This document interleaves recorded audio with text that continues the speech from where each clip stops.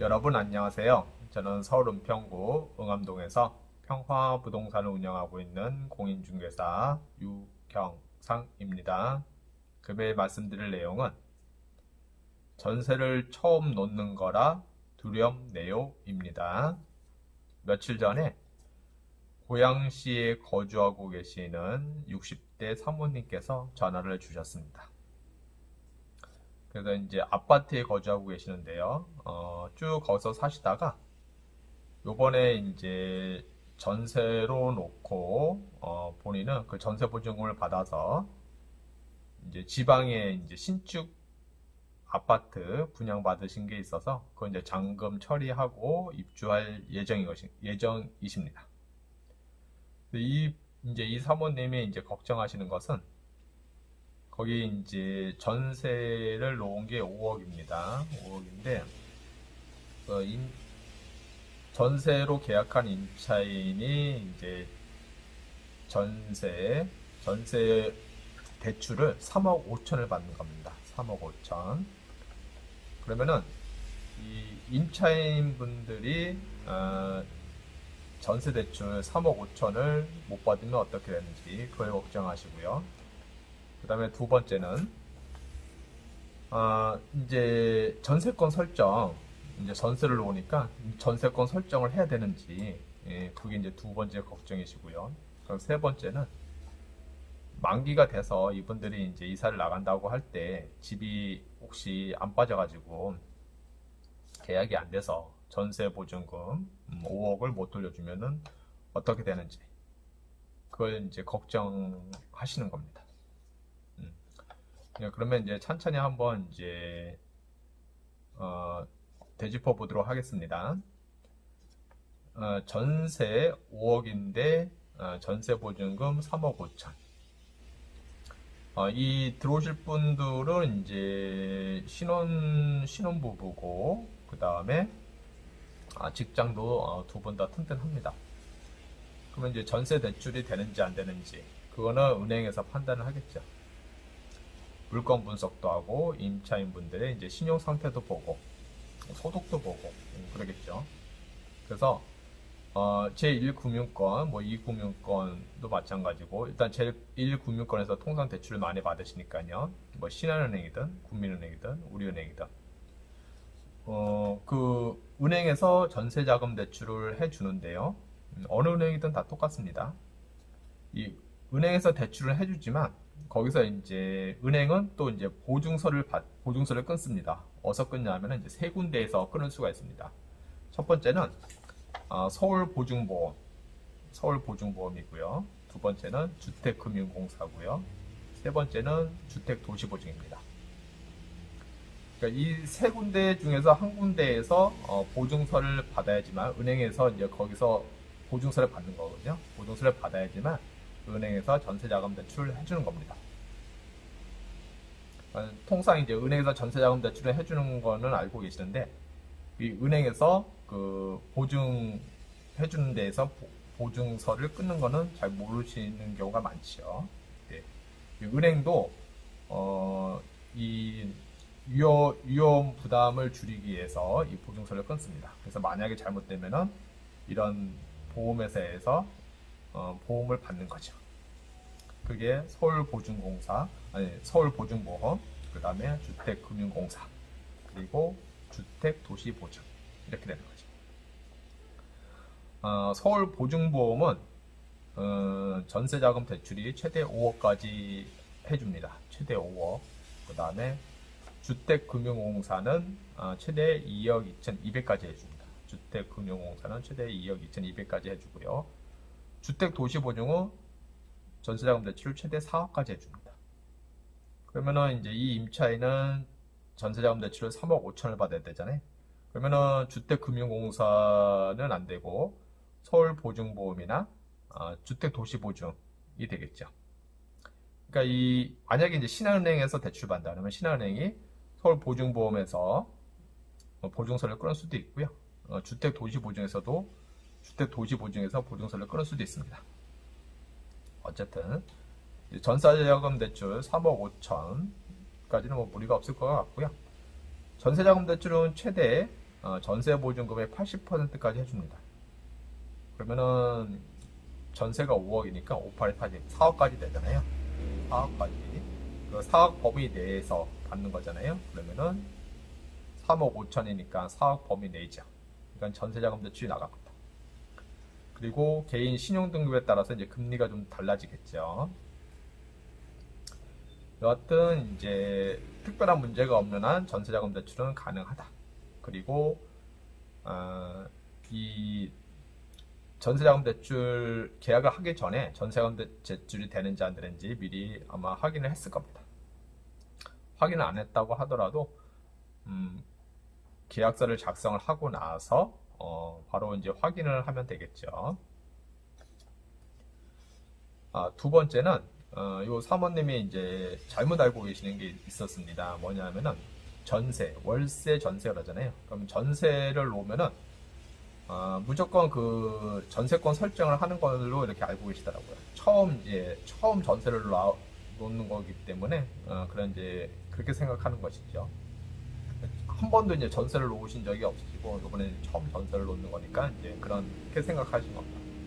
그러니까 전세를 놓으니까 전세권 설정을 해야 되는 거 아니냐 이렇게 생각하시는데 이 월세 전세 그리고 전세권 설정, 전세권 설정을 요즘 뭐 극히 일부 아니면 안 합니다. 전세권 설정.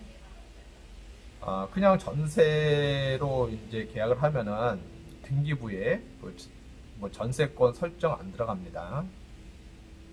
그냥 채권이죠. 안 들어갑니다. 전세권 설정은 통상 이제 임차인이 혹시 요구할 경우가 있는데 그거는 이제 등기부, 그 아파트 등기부에 전세권 설정이 들어갑니다. 예, 근데 요즘은 그렇게 많이 안 하죠. 전세권 설정하는 경우가 요즘은 극히 드뭅니다. 예. 왜냐하면 이제 전세권 설정하면은 임차인 전세권 설정하는 사람이 이제 돈을 몇십만 원 내야 됩니다.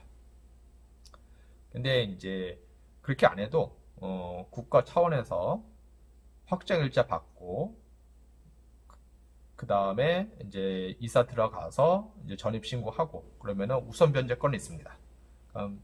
만약에 뭐 잘못되더라도 그 전세 보증금을 다른 채권자보다 먼저 받을 수 있는 우선 변제권이 생기기 때문에 확정일자 받고 전입신고하고 그 다음에 이사 가서 전입신고하면 됩니다. 그럼 우선 변제권이 생기거든요. 그래서 요즘은 전세권 설정을 안 하는 경우가 많습니다. 그리고 이제 뭐 여기는 이제 아파트니까 그런데요. 만약에 뭐 단독주택이라든가 뭐 상가주택이라든가 이런데 이제 들어가시는 분들 그 전세권 설정을 해놓으면은 나중에 뭐 집이 경매로 넘어간다든가 잘못됐을 경우에 이 전세권 설정은 그 건물에 대해서만 해당이 됩니다. 그러니까 건물 분에 대해서 이제 받는 거거든요. 그러니까 토지는 해당이 안 됩니다. 그러면은 이제 나중에 집이 잘못돼서 경매로 넘어갔을 때 받는 금액이 적어집니다. 건물에 대해서만 이제 매각한 것에서 받는 거니까요. 차라리 확정일자 받고 전입신고하고 점유를 하면은 우선 변제권이 있기 때문에 토지하고 건물하고 다 이제 경매로 넘어가서 그 경매가에서 이제 줄 거 주고 이렇게 받는 거거든요. 근데 전세권이 오히려 안 좋을 수가 있죠. 단독주택이나 뭐 상가주택 이런 경우에요. 그리고 여기서 이제 제가 확정일자를 먼저 받는다고 얘기를 했는데요.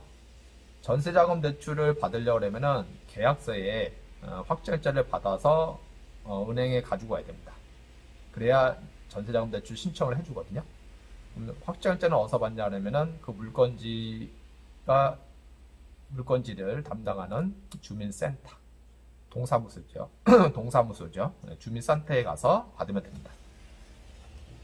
어떤 분들은 이제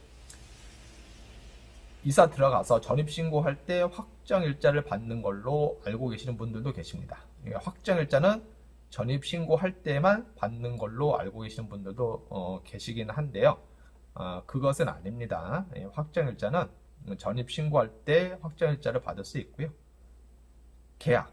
계약서 작성하고 나서부터는 언제든지 확정일자를 받을 수 있습니다. 확정일자는 계약서에다가 주민센터에서 도장을 찍어주고 언제에 몇 년 몇 월 며칠에 이런 계약서가 있었다라는 것을 이제 기록을 해놓습니다. 뭐 주소지, 임대인 임차인 다 적고 전세 보증금 얼마고 이런 걸 다 적습니다. 컴퓨터에 기록을 해놓은 거죠. 그래서 확정일자는 계약서 작성하고 당일날 받아도 되고 중간에 받아도 되고 이사 들어갈 때 받아도 됩니다. 여하튼 전세자금 대출을 받을 때는 그 전세자금 대출 신청하기 전에 확정일자를 받아야 된다는 거 그렇더라고요. 전세를 논다고 해서 전세권 설정을 반드시 하는 것은 아닙니다. 요즘은 거의 뭐 99% 전세권 설정 안 합니다. 예.